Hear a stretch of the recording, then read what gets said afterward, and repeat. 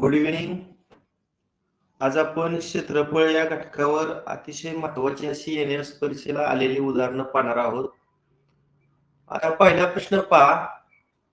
एका त्रिकोणाकृती बागेची मापे 20 मीटर, 34 मीटर व 42 मीटर असून त्या समोरील त्रिकोणाकृती मैदानाची मापे 28 मीटर, 30 मीटर व 26 मीटर आहेत. तर आता आपल्याला बागेचं क्षेत्रफळ सर्वप्रथम काढावं लागणार आहे. आता त्रिकोणाचं क्षेत्रफळ काढण्याचं हिरोचं सूत्र माहिती आहे का तुम्हाला? हिरोच्या सूत्रामध्ये ए ची किंमत म्हणजे पहिल्या त्रिकोणाची पहिली बाजू किती आहे? पहिली बाजू 20. त्यानंतर त्या बागेची दुसरी बाजू पण किती आहे? 34. आणि त्या बागेची तिसरी जी बाजू आहे ती आहे 42. बघा, जी त्रिकोणाकृती बाग आहे त्या बागेची पहिली बाजू A20, दुसरी बाजू B34 आणि तिसरी बाजू C42.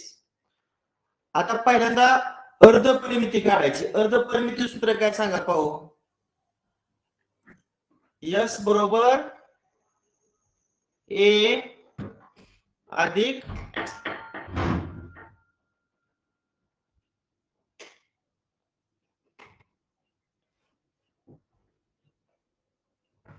B अधिक C.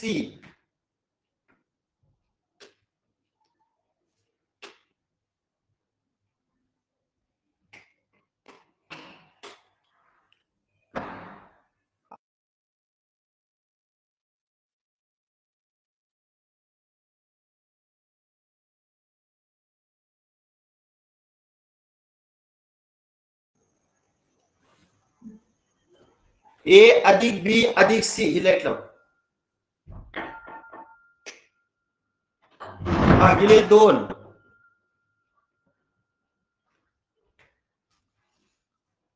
आता A ची किंमत 20 अधिक B ची किंमत 34 अधिक C ची किंमत 42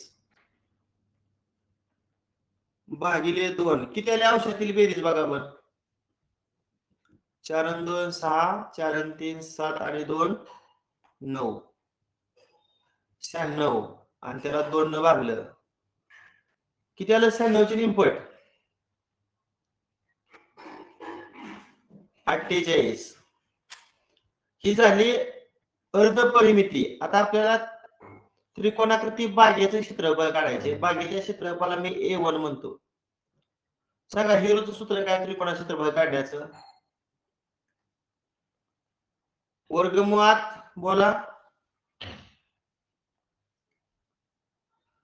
वर्गमुळात काय? S कंसात S वजा A, S वजा A, S वजा B, S वजा B, S वजा C. हा, हे सर्व वर्गमूळ चिन्हात आहे पहा.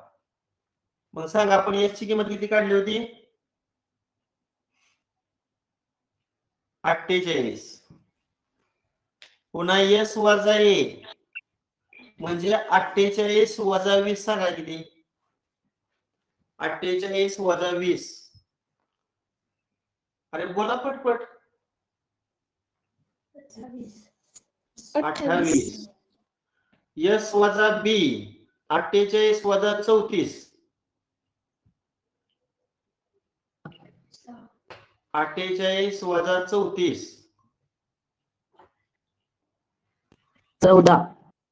14 आणि S वजा C मग 48 वजा 42 6. आता या सगळ्याचा गुणाकार करायचा म्हटल्यावर आपल्याला जास्त वेळ जाईल. मग आपण काय करायचं? गुणाकाराच्या स्वरूपात अवयव पाडायचं जेणेकरून एक संख्या 2 वेळा आली पाहिजे. सांगा 48 ची फोड कशी होईल? मग 48 ची फोड समजा मी 6 गुणिले 8 केली आणि 8 ची फोड पुन्हा 2 गुणिले 2 गुणिले 2 अशी केली. बघा 6 दुनी 12, 12 दुनी 24 आणि 24 दुनी 48. आता 28 ची फोड 14 गुणिले 2 अशी करतो. आता पुढे जे 14 आहे त्या 14 ची फोड करत नाही कारण 14 अगोदर 28 चा एक अवयव आपण काढला होता आणि 6 आहे असं लिहितो कारण 6 पण जोड आहे माग. आता आपण वर्गमूळ चिन्हाच्या बाहेर येताना इथे एक 14 आहे आणि इथे एक 14 आहे म्हणजे 14चा 2 वेळा गुणाकार आहे त्याचं वर्गमूळ काढताना एकदा 14 घ्यायचं. 6 पण 2 वेळा आहे बाहेर येताना एकदा 6 घ्यायचं. 2 वेळा आहे त्यातलं एकदाच घ्यायचं आणि राहिलेले 2 पण 2 वेळा त्यातलं एकदाच घ्यायचं. आता काय ह्या 4 संख्यांचा गुणाकार?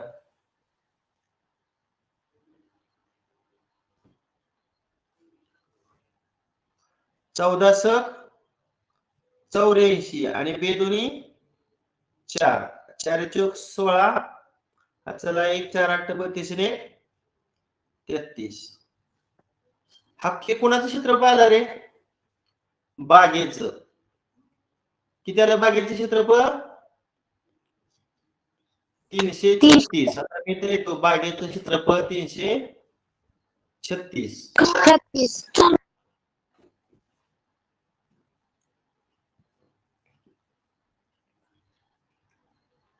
हा ओके. आता यानंतर आपण करणार आहे त्या बागेच्या समोर जे त्रिकोणाकृती मैदान आहे त्याचं क्षेत्रफळ. आता मैदानाची पहिली जी बाजू आहे ए ती मी 28 लिहितो. दुसरी बाजू आहे बी ती किती लिहूया? 30 लिहूया. आणि तिसरी बाजू आहे सी आणि सी किती लिहूया? 26. आता मला सांगा याची अर्धपरिमिती काढण्याचं सूत्र काय? मागाचं सूत्र पुन्हा एकदा सांगा. ए अधिक बी अधिक सी भागिले 2. 28 30 आणि 26 ची डायरेक्ट बेरीज करून सांगा. 8 आणि 6 14. चला 1 2 1 3 3 आणि 3 6 6 2 8 आणि भागिले 2 किती येणार? 84 ची निमपट 42. आता आपण त्या त्रिकोणाकृती मैदानाचं क्षेत्रफळ A2 म्हणूया. सांगा हिरो सूत्र मागाचं. यस कंसात यस वजा ए यस वजा बी आणि यस वजा सी. आता या सूत्रामध्ये आपण किमती भरूया. सांगा यस ची किंमत 42. पुन्हा यस वजा ए म्हणजे 42 वजा 28 करा. किती? 42 वजा 28 14. यस वजा बी म्हणजे 42 वजा 30 12. आणि यस वजा सी म्हणजे 42 वजा 26 16. आता असं गुणाकारामध्ये अवयव तयार करा की एक संख्या रिपीट आली पाहिजे. आता 42 ची फोड मी 14 गुणिले 3 करतो कारण 14 पुढे दिसतंय. आता ह्या 14 ची फोड करायची नाही कारण 14 ला 14 चा 2 वेळा गुणाकार आपल्याला हवा आहे. आता ह्या 42 ची फोड कशी करूया? 2 गुणिले 2 गुणिले 3 करतो. 2 दुनी 4 आणि 4 त्रिक 12 आणि या 16 ची फोड 4 गुणिले 4 अशी करतो. आता बघा इथं पण 14 आहे इथं पण 14 आहे. 14 चा 2 वेळा गुणाकार आणि त्याचं वर्गमूळ काढताना सिंगल 14 घ्या. 4 चा 2 वेळा गुणाकार आहे त्याचं वर्गमूळ काढताना सिंगल 4 घ्या. पुन्हा 3 बघा 2 टाइम आहे त्यातलं एकच सिंगल 3 घ्या आणि 2 टाइम्स आहे तर 2 घ्या. करा गुणाकार. 14 चौक 56 आणि 3 दोन्ही 6 6 6 36. चला 3 6 पंचे 30 आणि 3 36 म्हणजे त्या मैदानाचं क्षेत्रफळ 336 आलं. आता मला सांगा त्रिकोणाकृती बागेचं क्षेत्रफळ 336 आणि मैदानाचं क्षेत्रफळ 336 म्हणजे बागेचं क्षेत्रफळ बरोबर मैदानाचं क्षेत्रफळ म्हणजे उत्तर काय येते? पर्याय क्रमांक 3. पर्याय क्रमांक 3. याच्यापेक्षा सोपी मेथड आहे का रे आपल्याकडे? पायथागोरसचं त्रिपुटी वगैरे वापरून काढतात का क्षेत्रफळ? कारण ह्याला वेळ जास्त जातोय. बघा असेल तर पुन्हा बघा. चला दुसरा प्रश्न. आकृतीमध्ये PQ आणि SR समांतर आहे. PQRS समांतरभुज चौकोन आहे. आता समांतरभुज चौकोनाच्या समोरासमोरच्या बाजू समान असतात. मग SR जर बाजू 15 असेल तर PQ बाजू सुद्धा किती येणार? 15 येणार. 15. हा. आता आपल्याला ज्या चौकोनाचं क्षेत्रफळ काढायचं आहे तो चौकोन कुठला आहे? PMRS. मला फक्त एक सांगा तुम्ही, PMRS हा कुठल्या प्रकारचा चौकोन आहे? बघूया कोण सांगते. PMRS हा कोणत्या प्रकारचा चौकोन आहे?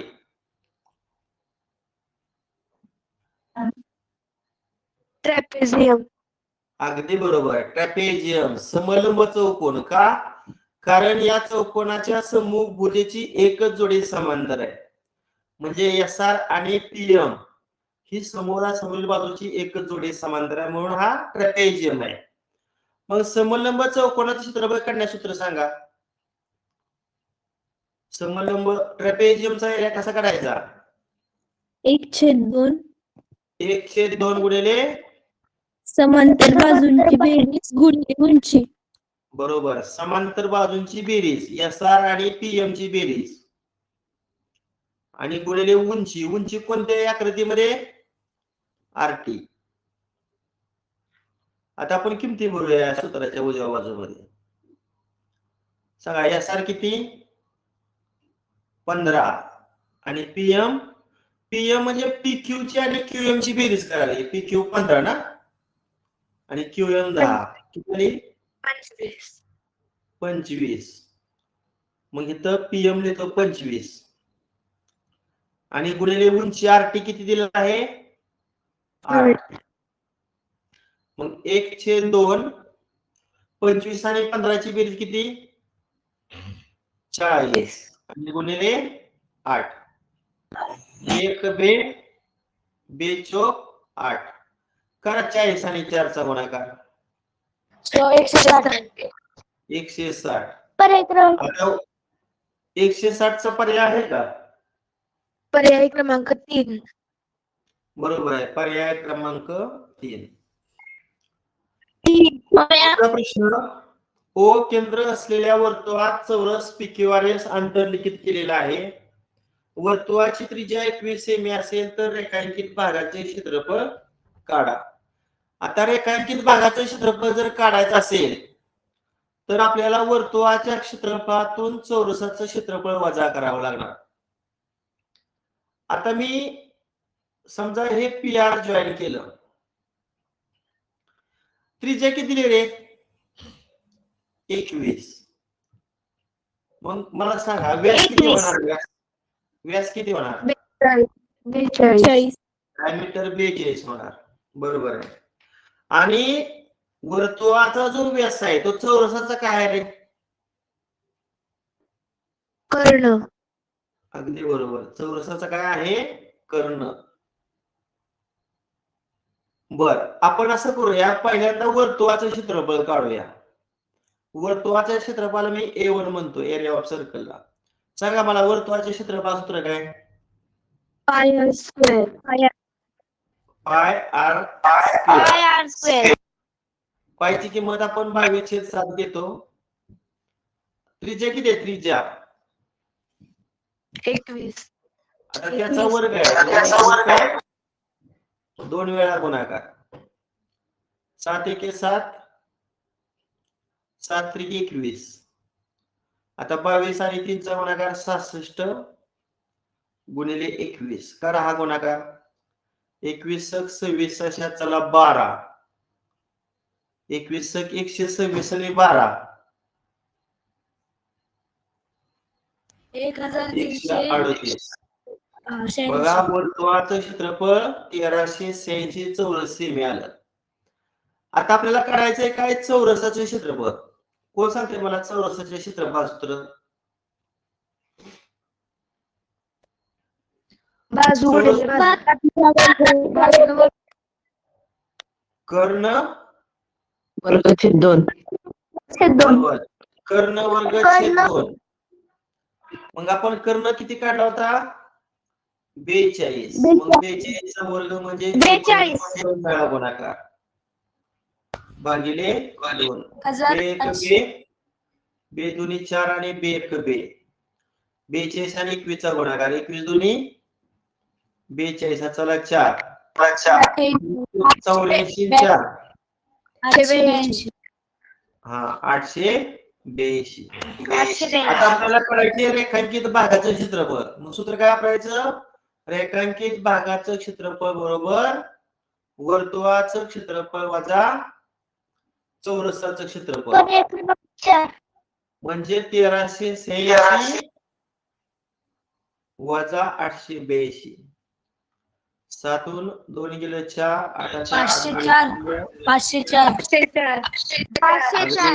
अगदी बरोबर. पर्याय क्रमांक 4. एक चौरस व आयताचं क्षेत्रफळ समान आहे. त्याची परिमिती अनुक्रमे x व y म्हणजे चौरसाची परिमिती x आणि आयताची परिमिती काय म्हणायची? y म्हणायची. तर खालीलपैकी कुठला पर्याय बरोबर असेल? आता मला चौरसाचे क्षेत्रफळ सूत्र सांगा रे. समजा A1 आपण चौरसाचे क्षेत्रफळ मांडलं. काय चौरसाचे क्षेत्रफळ? बाजूचा वर्ग. समजा मी बाजू A मांडली तर A वर्ग आणि A2 म्हणजे आयता क्षेत्रफळ. आयता क्षेत्रफळ सूत्र काय? लेंथ इंटू ब्रेड्थ लांबी गुणिले रुंदी.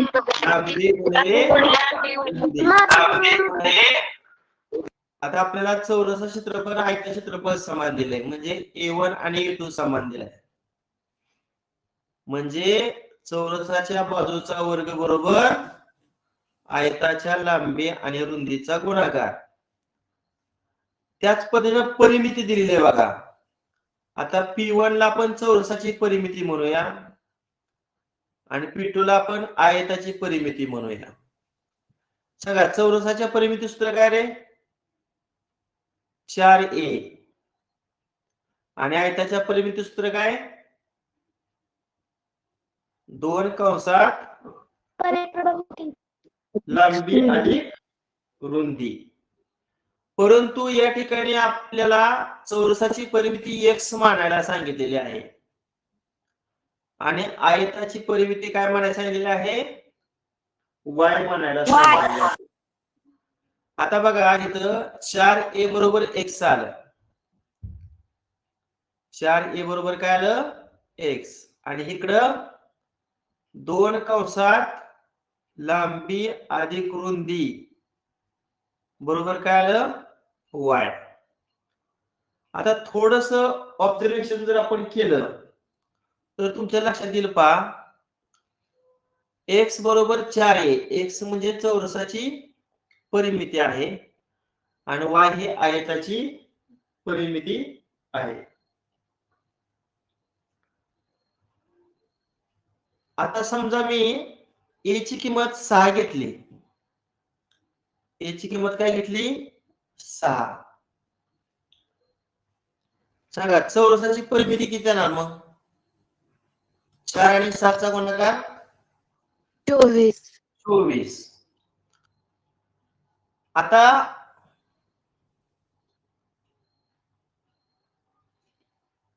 चौरसाचं क्षेत्रफळ आणि आयताचं क्षेत्रफळ समान आहे. चौरसाची बाजू आपण 6 घेतली. इथे किती येते? 6 चा वर्ग. चौरसाची बाजू आपण 6 मांडली ना म्हणजे 6 चा वर्ग 36. मग जेवढं चौरसाचं क्षेत्रफळ तेवढंच आयताचं क्षेत्रफळ. मग आयताचं क्षेत्रफळ 36. मग समजा मी लांबी 9 घेतली आयताची आणि रुंदी किती घ्यावी लागेल?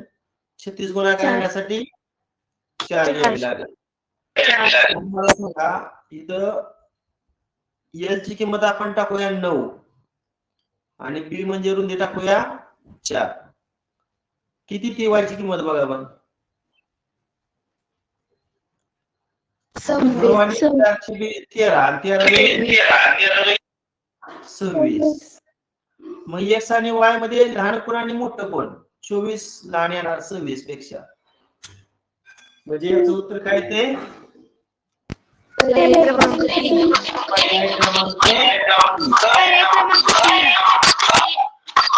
नेक्स्ट. एका आयताकृती मैदानाची मापे 25×15 मीटर असून मैदानाच्या मध्ये जाण्यासाठी 2 मीटर रुंदीचे 2 परस्पर लंब रस्ते ठेवलेले आहेत. उर्वरित जागेमध्ये हिरवे गवत असल्यास गवताळ भागाचे क्षेत्रफळ किती? आता मी सुरुवातीला इथे एक आयत काढतो पहा. समजा हा आपला मूळचा आयत आहे. आता या आयताची जी लांबी आहे ती किती दिली आहे 25 आणि रुंदी किती दिली आहे 15. मैदानाच्या मध्ये जाण्यासाठी 2 मीटर रुंदीचे 2 परस्पर लंब रस्ते. आता मी मधोमध एक रस्ता काढतोय पहा इथं.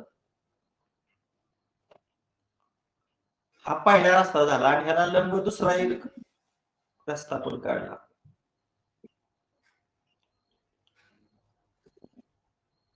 आता रस्ता आहे आणि इथं सगळीकडे काय आहे इथं तुम्हाला दाखवतो इथं गवत आहे.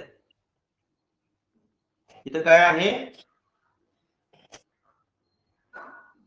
गवत आहे आणि रस्ता कुठे आहे तो रस्ता आहे. तो काय आहे रस्ता आहे. हा आता आपल्याला विचारलंय उर्वरित जागेमध्ये हिरवे गवत. मग गवताळ भागाचे क्षेत्रफळ. आता सुरुवातीला आपल्याला काय करावं लागेल 2 मीटर रुंदीचा रस्ता आहे ना. बघा ही रुंदी किती आहे 2 आहे. इथं पण रुंदी 2 आहे. इथं पण रुंदी 2 आहे आणि इथं पण रुंदी 2 आहे. आता आपण मोठ्या आयता क्षेत्रफळ काढूया. मोठ्या आयता क्षेत्रफळ आपण A1 म्हणूया. आयता क्षेत्रफळ सूत्र काय आहे लांबी गुणिले रुंदी. लांबी गुणिले रुंदी. लांबी आहे 25 आणि रुंदी आहे 15. सांगा किती गुणाकार येईल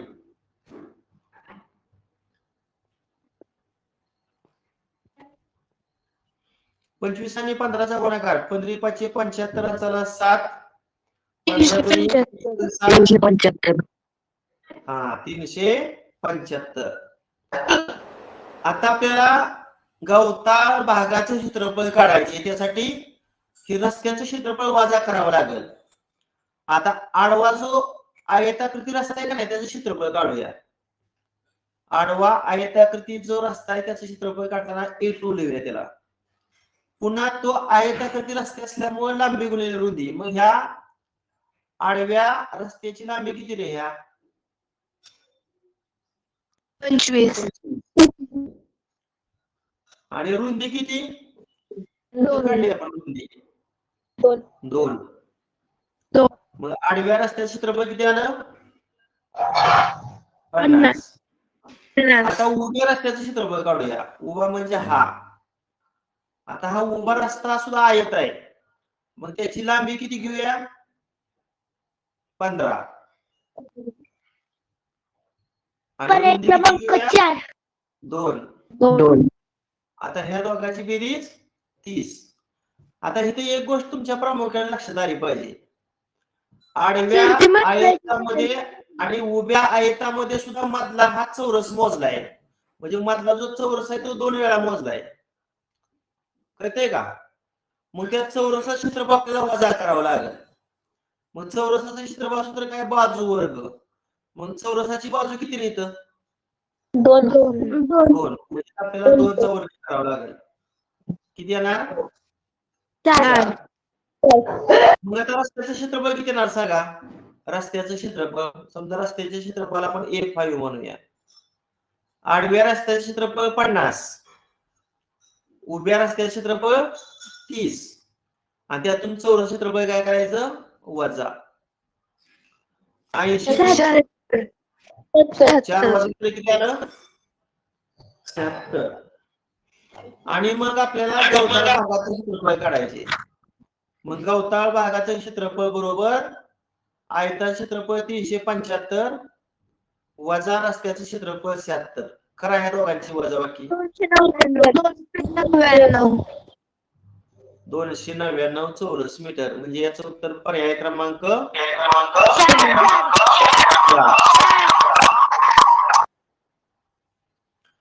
PQRS हा 28 सेमी बाजू असणारा चौरस. A B C D हे सर्व मध्यबिंदू आहेत. म्हणजे A हा PS चा मध्यबिंदू आहे, D हा PQ चा मध्यबिंदू आहे, C हा QR चा मध्यबिंदू आहे आणि B हा SR चा काय आहे मध्यबिंदू आहे. तर ABCD चं क्षेत्रफळ म्हणजे आतल्या भागाचे क्षेत्रफळ काढायचे याच. आता आपण काय करूया मोठ्या चौरस क्षेत्रफळ काढूया. सांगा मोठ्या चौरस क्षेत्रफळ सूत्र काय आहे? मग मोठ्या चौरसाची बाजू किती आहे? 28.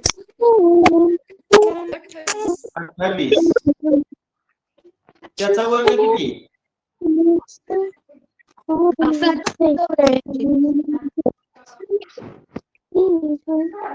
कुणाचा आवाज गुणगुण करता येतोय? आपल्या जवळ कोण लहान मुलगा आहे का?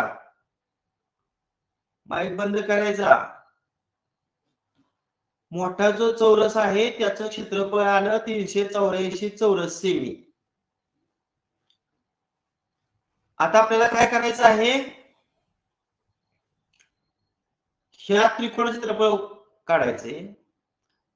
आता या त्रिकोणाचे क्षेत्रफळ या त्रिकोणाचे क्षेत्रफळ समान असणार, पुन्हा या पण त्रिकोणाचे क्षेत्रफळ समान असणार आणि या पण त्रिकोणाचे क्षेत्रफळ. एका त्रिकोणाचे क्षेत्रफळ काढलं की 4 न गुणलं की 4 त्रिकोणाचे क्षेत्रफळ निघालं आणि मूळच्या चौरसाच्या क्षेत्रफळातून या 4 त्रिकोणाचे क्षेत्रफळ वजा केलं की मधल्या ABCD या चौकोनाचे क्षेत्रफळ मिळेल. आता मला पहिल्यांदा सांगा त्रिकोणाचे क्षेत्रफळ सूत्र काय? आता हा काटकोन त्रिकोण आहे ना, काटकोन त्रिकोणाचे क्षेत्रफळ सूत्र काय? 1/2 काटकोन करणाऱ्या बाजूंचा गुणाकार किंवा 1/2 गुणिले पाया गुणले उंची. पाया गुणिले उंची. अगदी बरोबर. मग सांगा पाया किती रे? समजा हा त्रिकोण आपण विचारात घेतला तर PA हा पाया मानूया. PA ची किंमत किती येणार? चौरसाची बाजू 28. 28 2 समान भाग करा 14. तशी ही पण चौरसाची 28 बाजू त्याचं निम करा 14. म्हणजे पाया पण 14 आणि उंची पण 14. बे 1 बे 7 14. किती आला गुणाकार? 14 7 किती? 98. हे एका त्रिकोणाचे क्षेत्रफळ आलं बरं का. आता आपण 4 त्रिकोणाचं एकूण क्षेत्रफळ काढूया. म्हणजे 4 गुणिले 98 करा 392. 4 9 130 आणि 3 39 392 चौरस सेमी. आता आपल्याला ABCD या चौकोनाचे क्षेत्रफळ काढायचे, त्याला मी A म्हणतो. मग मूळच्या चौरसाचे क्षेत्रफळ A1 वजा 4 त्रिकोणाचं एकूण क्षेत्रफळ A3. मग 784 मधून किती वजा करावं लागेल? 392.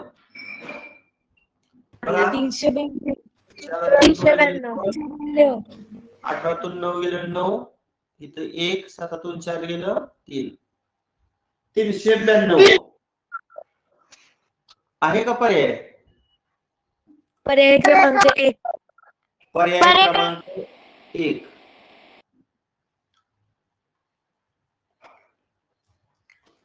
सोबतच्या आकृतीत आतील वर्तुळाचे क्षेत्रफळ आणि रेखांकित भागाचे क्षेत्रफळ समान आहे. आतील वर्तुळाची त्रिज्या, आता बघा इथं मी त्रिज्या काढतो समजा इथं ओ हा केंद्रबिंदू आहे, लहान वर्तुळावर ए बिंदू घेतला, मोठ्या वर्तुळावर बी बिंदू घेतला. आता आतील वर्तुळाची त्रिज्या म्हणजे OA ची किंमत तुम्हाला 7 दिली आणि विचारलंय बाहेरील वर्तुळाचा व्यास किती. आता हे पूर्ण मी जोडतो म्हणजे व्यास आपल्याला लक्षात येईल. समजा इथं नाव मी दिलं ए बी, इथं नाव दिलं सी आणि इथं नाव दिलं डी. आतील वर्तुळाचं क्षेत्रफळ काढण्याचं सूत्र सांगा. आतील वर्तुळाच्या क्षेत्रफळाला मी A1 म्हणलं. वर्तुळाचं क्षेत्रफळ सूत्र काय?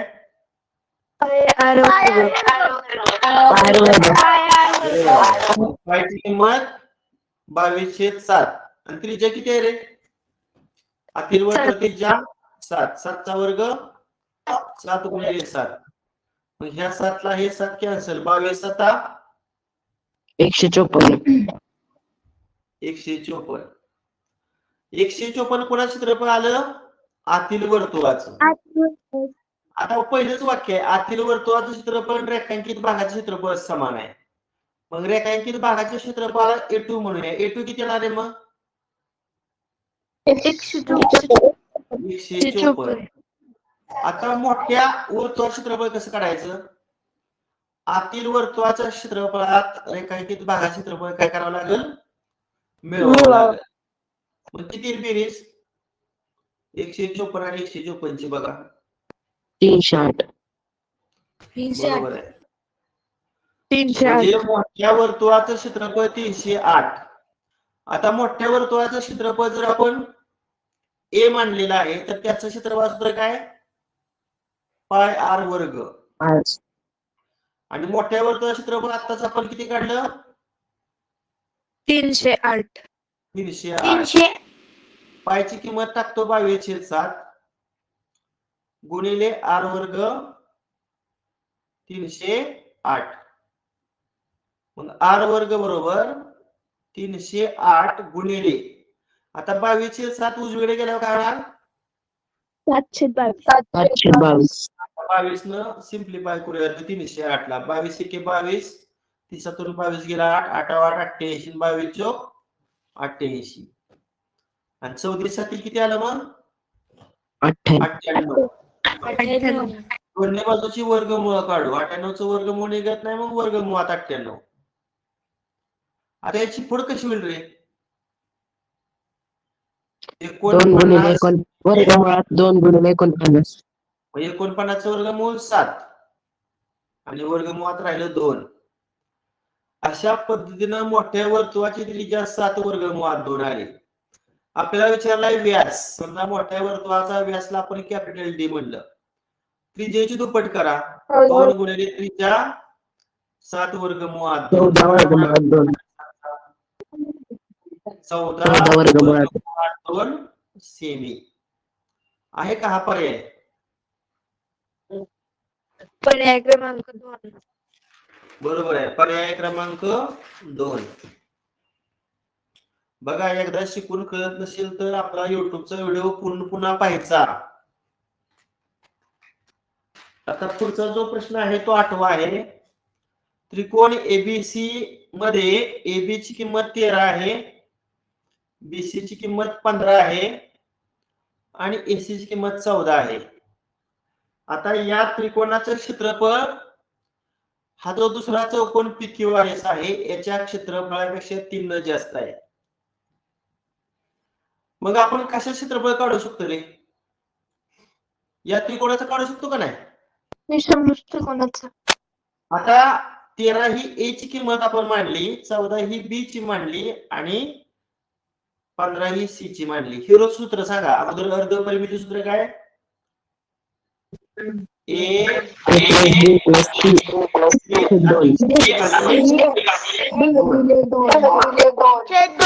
13 14 15 करा बेरीज. 13 14 15 42 आणि 42 ला 2 न भागा 21.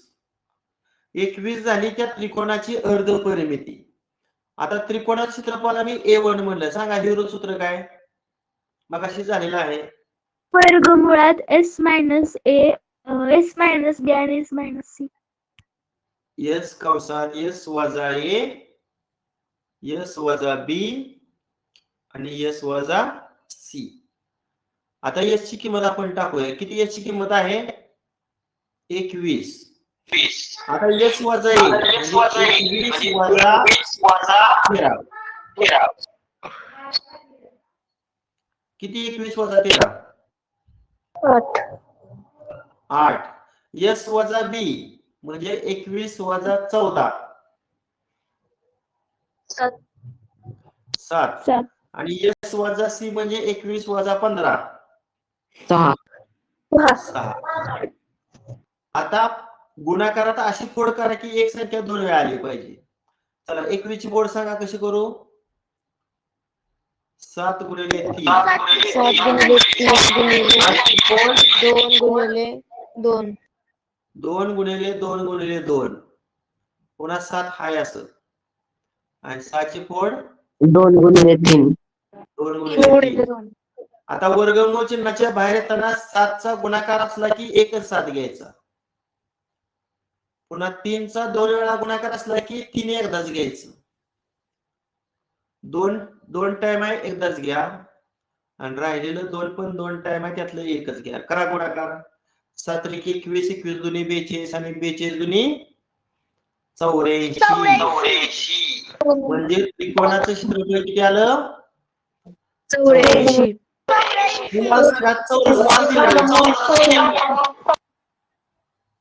81. कारण त्रिकोणाचं क्षेत्रफळ चौरसाच्या क्षेत्रफळापेक्षा 3 जास्त आहे. म्हणजे चौरसाचं क्षेत्रफळ 3 कमी. 84 मधून 3 वजा केल्यावर किती आलं? 81. मग आता चौरसाचं काय? बाजू वर्ग.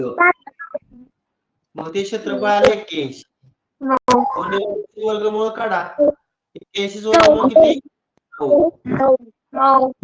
अशा पद्धतीनं PQ ची लांबी आली 9. 9 चा पर्याय आहे का? पर्याय क्रमांक बरोबर.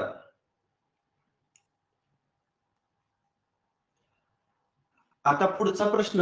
11 मीटर रुंदीच्या एका आयताकृती मैदानाच्या एका कोपऱ्यात एक घोडा 7 मीटरच्या दोरीने बांधला आहे. त्यामुळे तो त्या मैदानात 1/4 पट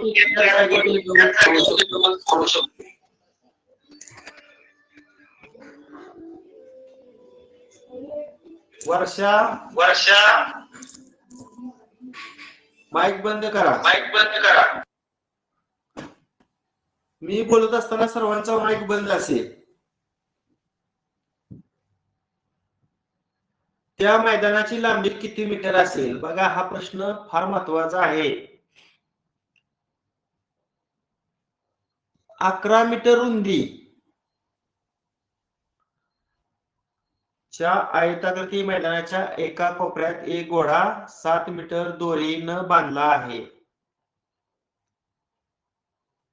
आता इथं पाकळी तयार झाली बघा. पाकळी. आता आयताचा प्रत्येक कोण किती असतो? 90. आता इथं तुम्हाला 7 दिले बघा. म्हणजे त्या पाकळीची जी त्रिज्या ती 7 दिली आहे. तुम्हाला पाकळीचे क्षेत्रफळ काढायचं तर झाले का कधी? वाटते नसेल झालं. 0.360 पाय स्क्वेअर. अगदी बरोबर. कुणी सांगितलं रे? अक्षदा पिसाळ. हा बघा. ही जी पाकळी आहे का नाही मी टिक केलेली, त्या पाकळीच्या क्षेत्रफळाला मी समजा A1 म्हणलं. पाकळीच्या क्षेत्रफळ सूत्र असं असतं. कोणाचं मापला आपण थिटा म्हणूया. थिटा. कोणाचं माप थिटा छेद 360 गुणिले वर्तुळाचं क्षेत्रफळ सूत्र काय? पाय आर वर्ग. थिटा म्हणजे हा कोण. इथं कोण किती आहे? आयताचा प्रत्येक कोण 90 असतो. मग थिटाची किंमत 90 टाकतो. छेदामध्ये 360. आता पायची किंमत आपण किती घेऊया? 22/7. आणि त्रिज्या किती आहे इथं बघा. त्रिज्या 7. 7 चा वर्ग 7 गुणिले 7. आता या 7 या झिरोला हा झिरो कॅन्सल. 9 एके 9. 9 चौक 36. पुन्हा बे दुनी 4. बे एक बे बे एक बे. म्हणजे वरचा गुणाकार आखणीसाठी 77. आणि छेदामध्ये 2. 2 त्रिक 6, 2 8 16 आणि 2 पंचे 10. किती आलं पाकळीचं क्षेत्रफळ? 38.5.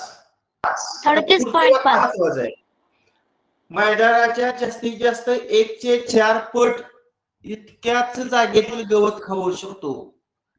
म्हणजे हा पाकळ्या एक नाही, हा 4था भाग आहे. म्हणजे 4 भागातला हा 1 भाग आहे आणि राहिलेलं 3 भाग जे आहेत मग आयता क्षेत्रफळ करायचं म्हटलं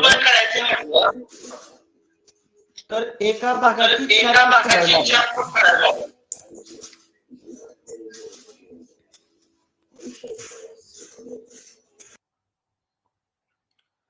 मग बघा 38.5 हे त्या पाकळीचं क्षेत्रफळ आलं. आता त्याची 4 पट करूया. 4 पंचे 20 हाताला 2, 4 8 32 आणि 2 36 हाताला 3, 4 त्रिक 12 आणि 3 किती 15. 4 पंचे 20 हाताला 2, 4 8 32 काहीतरी चुकले.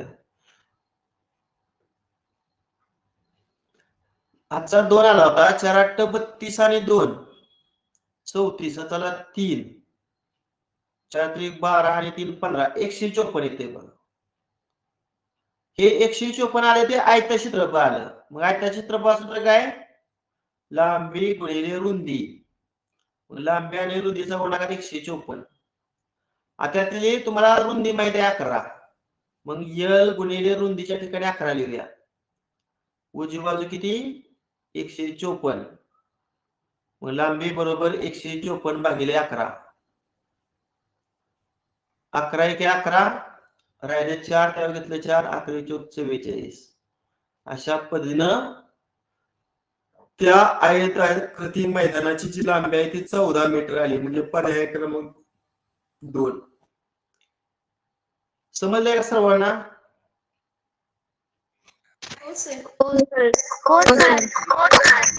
काय होते तुम्ही शिकवत असताना बरेच जण माईक चालू ठेवताय, त्यामुळे मला नाईलाज असतो सर्वांचा माईक बंद करावा लागतो. सर्वांनी आपला माईक बंद ठेवायचा. ज्यावेळेस मी तुम्हाला काय प्रश्न विचारेल त्यावेळेस फक्त माईक चालू करायचं. चला प्रश्न 10वा. एका त्रिकोणाच्या बाजू 13 सेमी 14 सेमी व 15 सेमी आहेत तर क्षेत्रफळ किती? किती सोपा प्रश्न आहे. सांगा. ए म्हणजे पहिली बाजू किती 13. बी म्हणजे दुसरी बाजू किती 14. सी म्हणजे तिसरी बाजू 15. आता पहिल्यांदा अर्ध परिमिती काढूया. काय सूत्र आहे? A plus B plus C. हा मग ए ची किंमत 13 अधिक बी ची किंमत 14 अधिक सी ची किंमत 15 भागिले 2. वरची बेरीज 42 त्याला 2 न भागले किती आला? 21. आता त्रिकोणाचे क्षेत्रफळ होतं यस कंसात ए वजा बी यस कंसात यस वजा ए यस वजा ए वजा ए यस वजा बी यस वजा बी यस वजा सी यस वजा सी. मग यस ची किंमत 21.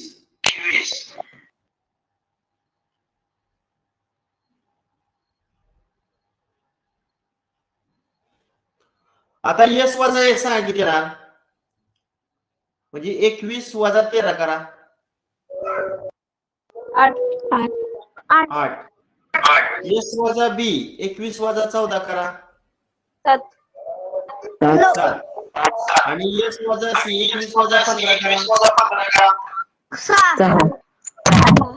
आता समान संख्येचं गट तयार करायचं. सांगा 21 ची फोड 7 गुणिले 3 8 गुणिले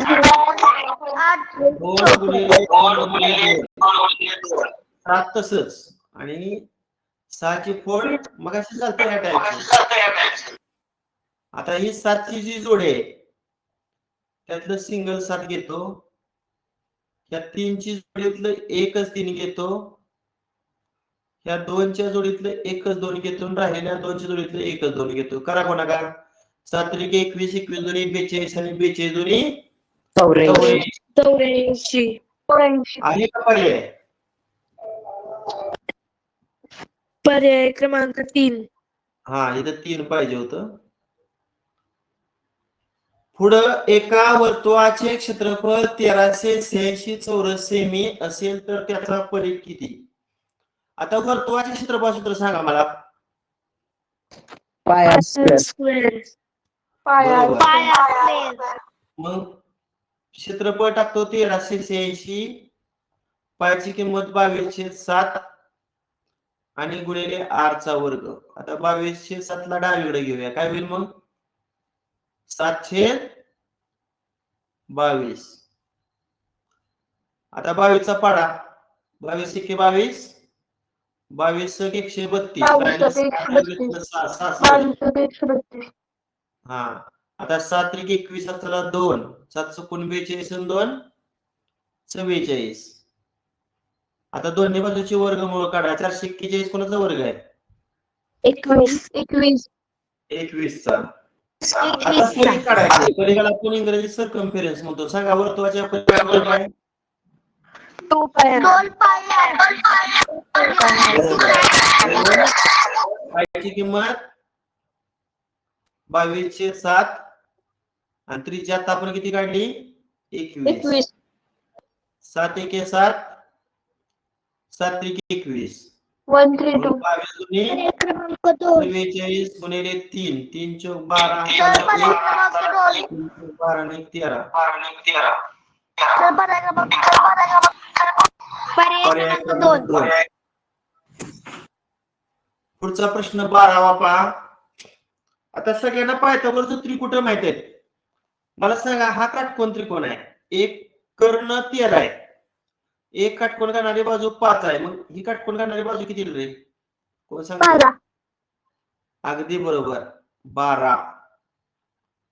कारण तुम्हाला आठवत असेल 5 या विषम संख्येपासून तयार होणार त्रिकुट काय केलं आपण? 5 चा वर्ग 25. 25 कुठल्या दोन क्रमवार संख्यांची बेरीज? 12 आणि 13. म्हणजे 5, 12, 13 हे त्रिकुट असतं. मग एक काटकोन करणारी बाजू 5 असेल, कर्ण 13 असेल तर दुसरी काटकोन करणारी बाजू 12 असेल. आता मला सांगा पीसी किती रे? आपल्या सगळ्यांचं पायथागोरस 16. अगदी बरोबर. किती पट केली 3 4 5 ची? 4 पट. 3 चौक 12, 4 चौक 16 आणि 5 चौक 20. म्हणजे कर्ण 20 असेल, एक बाजू 12 असेल तर दुसरी बाजू 16. आता मला सांगा बीसी किती रे? बीसी पाया 21. बीपी अधिक पीसी. 21. बरोबर आहे. 5 आणि 16 ची बेरीज किती? 21. आता आपल्याला ज्या त्रिकोणाचे क्षेत्रफळ काढायचे त्या सूत्र काय रे? 1/2 गुणिले पाया गुणिले उंची. मग पाया किती आला आपला बीसी? 21 आणि उंची एपी किती आहे? 12. मग बे एक बे बेस 12. करा गुणाकार. 6 एके 6 आणि 6 दुनी 126. 126. 20. म्हणजे पर्याय क्रमांक 2. 42 मीटर व्यास असलेल्या वर्तुळाकार जागेस ताऱ्याचे 5 पदरी कुंपण काढण्यासाठी प्रति मीटर ₹80 प्रमाणे किती खर्च? आता मला सांगा व्यासावरनं त्रिज्या काढूया. त्रिज्या किती येणार? 21. 21. आता एक पदरी कुंपणासाठी लागणारी तार म्हणजे परिघ काढायचा. परिघा सूत्र काय? 2 पाय r. मग पायची किंमत 22.